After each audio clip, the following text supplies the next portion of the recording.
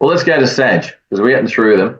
Woo! Yeah, we've got 4 more to go, you could say, just for those who want to know. But in Sagittarius, it changes things again. Totally. You're talking about, the sign ruled by Jupiter. It rules overseas travel. It represents high knowledge and scholarly stuff. It also represents the law. So you do have that as another thing to consider. But any sort of education that's outside of formal schooling and that type of thing, and knowledge in that area. So you want to touch on anything there?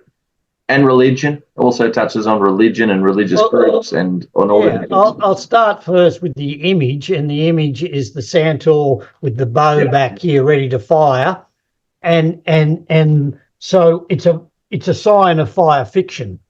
Yep. Saggies have got this fire fiction thing going on. So like all signs, they have 2 parts of it, but it's a predominantly optimistic sign.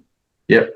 That wants to go out and create things to stabilize things. Jupiter's word that we use is stabilization.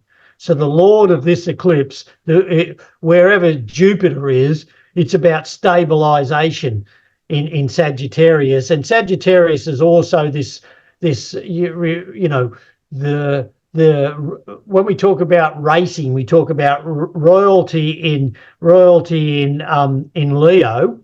The horse's birthday and that sort of thing. When we get to Jupiter, it's the big horse. It's it is the lawyers, the dukes, and the people that are in prominent professional positions that have a privileged position in that sense.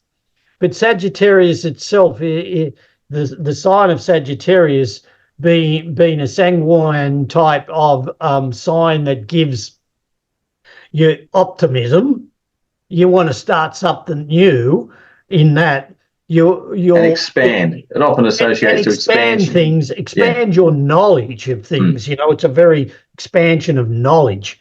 And I would go as far as saying that. So during an eclipse, it may not be the greatest time to expand. Say you have a project or a business, it's probably not the greatest time to expand it, but to reassess it before you expand it. Just wait, because it's not going to shed enough light on your decisions.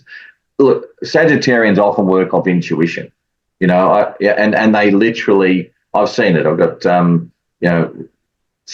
friend of mine who's got a Sag rising, and I'm not talking about me because I've got the same, but you can say to someone, oh no, look, just wait, and then we'll do this together, and turn around and 2 minutes later they're off doing it anyway, and then turns out it works out favourable for them, and your timing was wrong, but they just went with their intuition, and sure enough, it was great.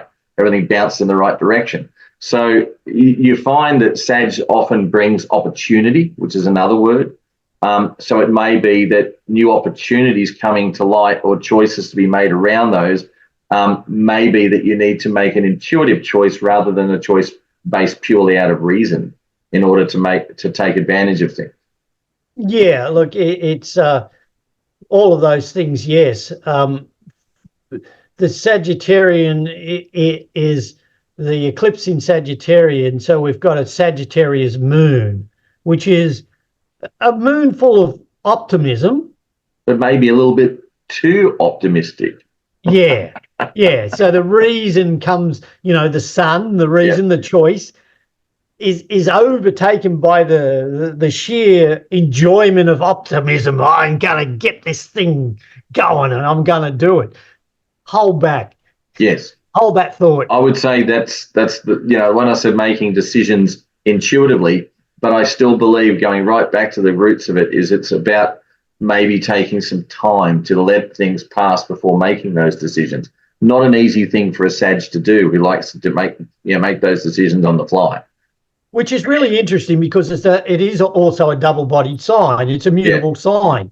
And so from that perspective, it does get there, but it gets there around the long way around. Yeah. Yep, that's right.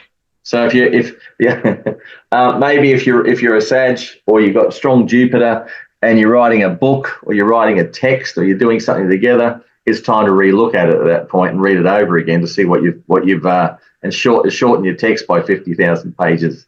That's the lawyer, the judge, the lawyer. You know? I think also if you're working in the legal profession during that time with the moon, you would be very careful about taking on a new case or reassessing what's going on, or a circumstance may come to light or be hidden from you during that process that has an impact later on. Could make emotional decisions based upon my internal emotions rather than my choice of logic. Yes, exactly. And they could either work for or against, depending on the nature behind the eclipse. So if it was like this one, if it was a strong Mars-Saturn ruling that eclipse and a Mercury retrograde, no, you wouldn't want to be taking on new cases, and you would want to wait, and you're probably going to have something hidden from you that's going to come back to not be all that comfortable. If it's Jupiter with Jupiter and Venus, well, it might find that you're going to win the case without too much of a drama. Yeah, well, Jupiter's a bit. Sagittarius is a little bit of Leo in it as well, in the sense of it's big because Jupiter's involved. Yeah. It's big. Anything you do related to it is big. Mm. So the emotional part of it is quite big in that sense. My optimism is enlarged. My internal optimism and my selection and my inclusion at that time is enlarged. Yeah. So my confidence could be overconfident. Yes. There's all of those sorts of things. All right.